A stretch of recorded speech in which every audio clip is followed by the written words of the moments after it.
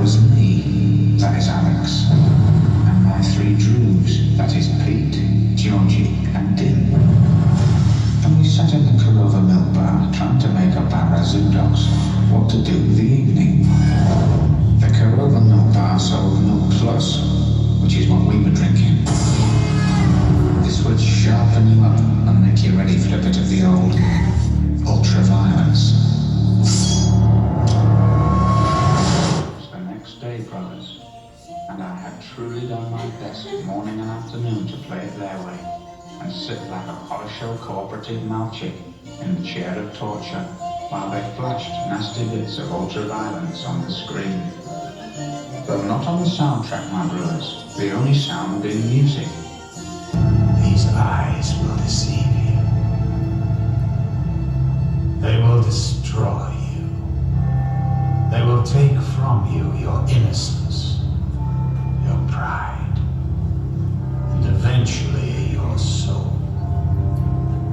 These eyes do not see what you and I see. Behind these eyes one finds only blackness, the absence of light. These are the eyes of a psychopath. Michael was created by a perfect alignment of interior and exterior factors gone violently wrong. Ladies and gentlemen, welcome to the stage, Mr. Malcom McDowell.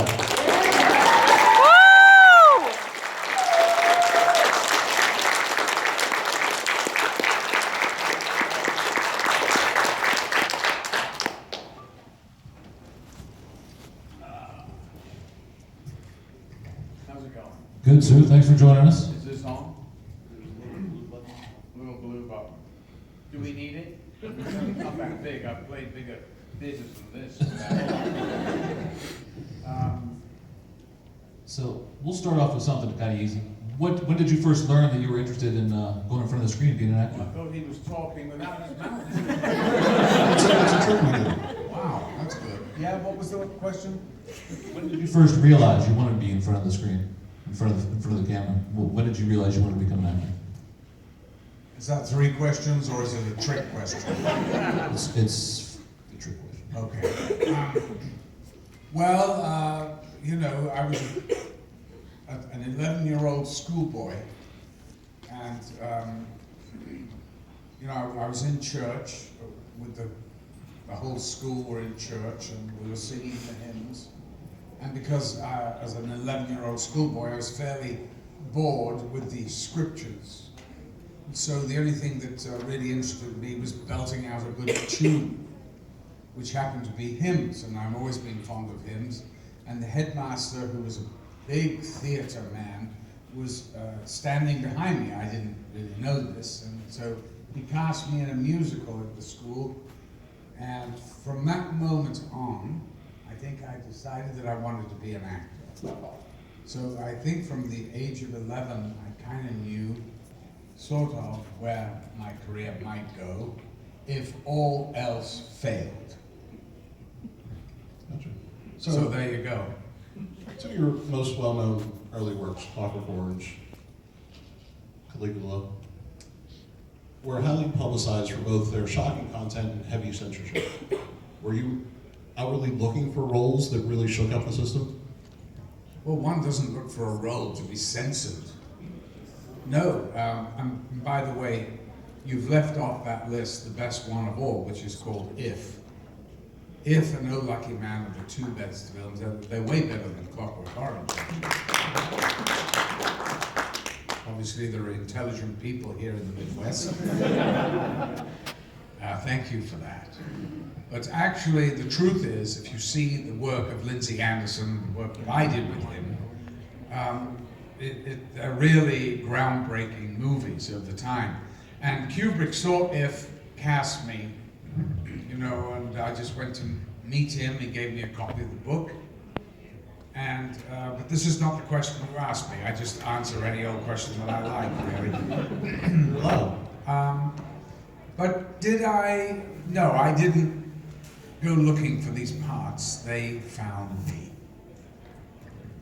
So, after watching A Clockwork Orange, nobody can listen to Singing in the Rain the same way ever again. And it's been said that this was completely your idea. So, what made you think that this song felt right in this legendary scene?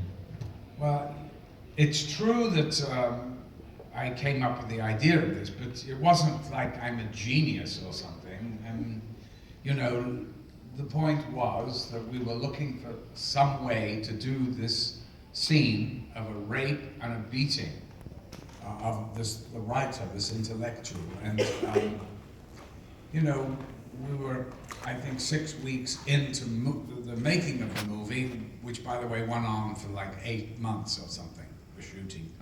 And that was a quick Kubrick movie. There is a story that Matthew Modine tells about Full Metal Jacket that his wife was expecting a baby, and he said to Stanley, "Do you mind if I take Friday off?"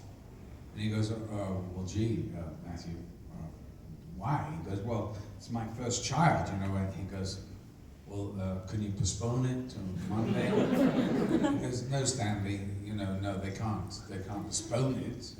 She's having a child." He goes, "Well, what are we shooting?" He goes, "The scene on the wall, by the wall." And Stanley goes, "We'll be finished with that by, you know." He goes, "Well, I can't, Stanley. I'm going to have to go." So he left. They were shooting that scene on that wall for the next 3 months. Stanley thought it would be over in 3 days. So that just shows you. He wasn't quite as bad when I worked with him, but I mean, he didn't do 50 takes and all that. Hundreds of takes. I mean, what kind of a grinding is that? That's ridiculous, you know. That's where Stanley needed a producer to say, "Cut the crap, Stan." But unfortunately, by then, he was a god. And he could be told by no man, no mortal man. He was full of crap. Yes. Did I answer the question? That was perfect. I thought I answered another question brilliantly. What are you looking at these pads for? We've actually prepared questions for you, believe it or not. I gotta come here and you're way ahead of the people in Hollywood with your little gizmos. I'm impressed. You can put in a good word for us in Hollywood. So, you know, Kubrick wanted you to play Alex after seeing prior performances. How did he approach you for the role, and what were your feelings of the role when you read the script for the first time? Well, it wasn't prior performances. I have to just clarify that. You know, I was a very young actor. I'd just done a movie called If, which went on to win the grand prize at the Cannes Film Festival. Rather surprisingly, actually. And suddenly, you know, we were flavor of the month. And so this is what Christiana Kubrick, Stanley's widow, told me happened. And she told me this only 5 years ago, so I'll pass it on. Stanley had at his house a projectionist on call 24/7. So if the great man wanted to see any movie, he could just see it. It's not like today, we just put it in on DVD. Projectionist, the whole damn rigmarole, you know. So he wanted to see this movie that people were talking about, If. And so that one evening, they were all gathered. They had a print of the movie sent up from Paramount. They put it on. And this is what Christiana told me, is that I was in the first scene in the movie that I'm in, came in, blah, blah, blah, did the whole thing, and he watched it. He hit the intercom button and told the projectionist to go back and relace that reel. He did that, so he saw it again, and he did it 4 times. After the 4th or 5th showing, he looked at Christiana and said, "We've found our Alex." Thank God he did. Changed my life. So, A Clockwork Orange, the novel from Anthony Bird is there's really there's a made up language that has that this dictionary of slang. How did that work into preparing for the role, and what did you use from the novel to prepare for the role? I actually had the novel with me at all times, but one has to be careful, that you think you're going to find the answer to it in a novel, because that's not going to happen. That's a bit too methody for my way of working. The whole thing, is really, what is this movie about? And of course I read the novel, and by the way, when I first read the novel, I couldn't understand a damn word of it. And then I read it again, and I thought, that's pretty cool story. When I read it a third time, I realized what a damn great part it was. But I was going out to Kubrick's house every day. He lived an hour out of London, so it was a pain in the ass. But I'd have to drive out there, we'd talk about costume and this and that and whatever.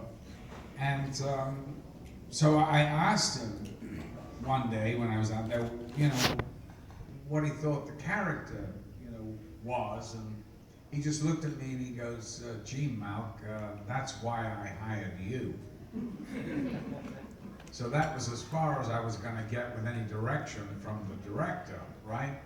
So I went to my great friend who directed If, and I asked him to read the script, and he did, and I went around to see him.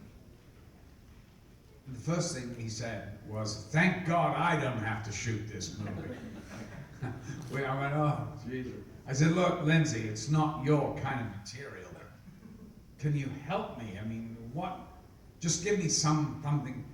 And he said, well, Malcolm, there's a shot in If, a close-up, when you open the gymnasium doors to be beaten by the prefects, and you look at them and you smile. He said, that's the way you play this part. And I went, oh my God, what a genius piece of direction. It's so simple. It's so simple, it's perfect. And all the anxiety I had about it went away. And, I remembered it the first day, and I remembered it explicitly, exactly as he said. Got me through the first day, and I never, ever remembered it again. And weirdly, it was only years later when I was sort of kind of thinking about events, and I suddenly realized that this had taken place on what Lindsay had said to me. But it was very interesting because the first day was a little tricky because it was the doctor coming into the Ludovico. After I'd had the Ludovico treatment, she comes in and says, how are you today, little Alex? And I went, well, I'm fine, I felt a bit sick, I'm going through all that. And she then gives me a shot in my ass. And Stanley had decided that he wanted me to take a real shot in the ass. I said, can't we use one of those, folding needles? No. So this actress, whose name was Madge Ryan, an Australian actress, a wonderful actress. I was doing other scenes, and I'm running from one set to the other, and we were in a hospital, corridors and on, and I walked down the corridor, and she's in the corridor with a hypodermic needle and an orange, shoving in the orange and practicing. And as I walked past, I went, oh, is that me? As a joke. She said, yes, no joke. So we come to do the scene. Don't forget, I'm remembering Lindsay Anderson's note, smile. So she asked me to take my pants down. Down goes the pajamas. I offer my bum to her. And I see she is now shaking There's sweat forming. She's not a doctor, she's an actress, right? She's now been asked to do, what a doctor or a nurse would do. So she gets this thing, and they've obviously said to her, make sure you don't screw around, just make sure you get that damn needle in there. So she threw this thing into my ass like it was a rhino with a thick fucking crust. It went so far into my ass that it literally went into the hilt. But I remember the note. Keep smiling.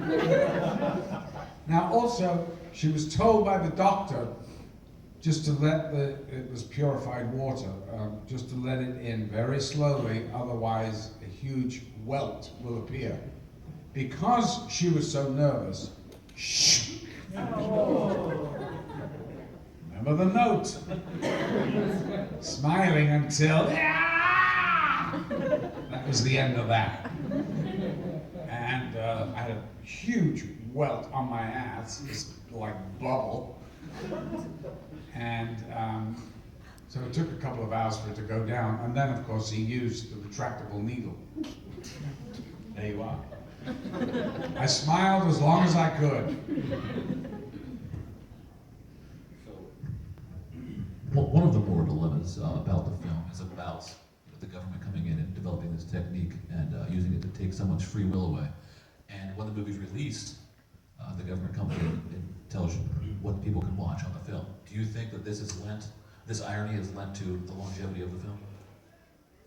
Well, I'd like to be outraged, but I can't. Because all they were asking were 12 seconds to be cut from a nude scene. You know what you Americans are like with nudity, You're Puritans at heart. I mean, you don't mind seeing butchery, mayhem, and murder, and all the rest of it, but you see a tit, and you get into a right little dizzy. So, I think there was genitalia cut out. Ooh dear, a man's actually got a dick between his legs. I think we've all seen that before. But no, the government wanted that out. So, hey, but it didn't really affect anything on the movie, so who cares, So it went from an X to an R, in just overnight, 12 seconds. And Stanley was happy to do it. I don't know why he didn't do it before, because unfortunately for the Academy Awards, most of the members of the Academy were 75 plus. That seemed to be what was happening those days, they'd had their Academy cards pretty much all their lives, and so they wouldn't go near an X film, so I think we really suffered, because I don't think, I certainly wasn't nominated, Kubrick I don't think was, and I don't think the film was, it's staggering, but there you are. So anyway. You did a great job of sort of bringing the humor out in Alex's role, but it was overshadowed by violence and sex. But would you consider it really being the darkest comedy ever made? Probably not. I mean, no, I don't think so, but I can't think of any other. But at the time, it was so radical that it was beyond belief, because the only way I could really play this immoral character was not to pander to the audience. I decided, that I would just make him love his life. And if you see someone enjoying their life, there's something infectious about it, even if they're raping and beating.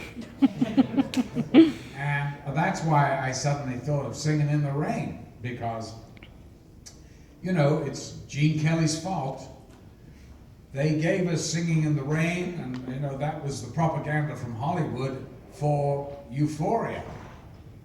That's what they put out there. And so everybody, all of us, all over the world, looked at that movie, saw Gene Kelly splashing down that street with the cop, the lamppost, the whole deal, By the way, I swung on that lamppost and it wasn't attached. Damn thing fell over. The back lodge at Warner's. But, so, to me, that was euphoria. You know, that was when man was at his happiest. And that's why I started to singing in the rain. Kubrick went off and bought the rights, and we then shot the whole sequence. Took a week. What did Gene Kelly think about you using the song? Gene, dear Gene, an incredible talent. A year later, I was invited to come to Hollywood to meet the the guys running the studio, because the film was a huge hit, the biggest hit they had that year. And so, I had a minder who was taking me around, and he said, "Hey, Malcolm, there's a party in Beverly Hills in the flats tonight. Would you like to go? There'll be a lot of movie stars there." And I went, "Yeah, movie stars. Oh, yeah, I'd love to meet some movie stars." So we go there. He gets me a drink, and he said, "Oh, Malcolm, you listen, Gene Kelly's here. Do you want to meet him?" I went, "Yeah, please." So we went up, and he had his back to me, and he tapped him on the shoulder, and as he turned around, he said, "Gene, I want you to meet Malcom McDowell." Well, he looked at me like I had crawled out from a rock. There was a long, pregnant pause when he took in my face. He really looked me up and down, and then he turned and walked away. And a complete and utter insult. And the minder started to apologize, and I went, "Hey, forget it. Are you kidding? You don't have to apologize for him. I mean, he had it first. I should be getting on my knees and thanking him." I wasn't offended at all. I was a little bit thrown, but not offended, because I totally understood where he came from. And anyway, I didn't think too much of it. So 40 years later, I'm telling that story at the Academy on Wiltshire.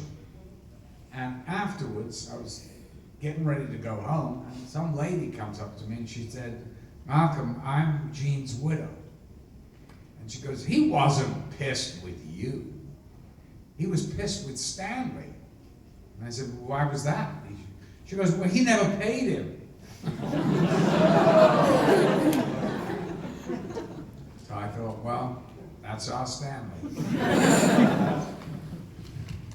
So I read that your pet snake on the film got out at some point. Is that true? You did what? The snake in the film, it disappeared for a moment. Was that true on set? It did, for a brief moment. Got curled up under the bed. Not a very nice thing. You open the drawers and pick the prop out of the thing, and the prop has decided to wind itself around the underside of the bed. And I'm thinking it's gonna come up and bite my ass. So I did one of those girly things, "Woo!" and ran out, let somebody else deal with it, which they did. So how long would you say you were actually trapped in that chair? And is it true that What chair? for the Ludovico technique? A very, very short time. And is it true that you actually had an injury from that to your eye? Yeah. No, the thing was that Kubrick showed me a picture of a patient with these lid locks in his eyes. And I didn't get it at first while he was showing me. And I went, "Oh yeah, nice." And he goes, "Great. So you don't mind?" I went, "No." "Don't mind what?" He goes, "Well, having that." I went, "Well, I'm not going to do that." He goes, "Yeah, that's what I'm saying. And I've got a doctor coming out tomorrow from Moorfields Eye Hospital who is going to, take you through it and tell you." I went, "Stanley, I think that looks awfully dangerous. I mean, your eyes, you don't screw with your eyes." Anyway, the doctor comes out and goes, "Oh, no, we do these operations all the time. You just put a little anesthetic in the eye, you'll never even feel it." So what am I going to do, I said, "Okay, So we get to the day. Of course, the doctor had put these lid locks, as they're called, into patients having eye operations, but they're normally lying flat on their back. They're not sitting up watching a bloody movie. and in a straitjacket to boot, with things on and all the rest of it. So anyway, he put the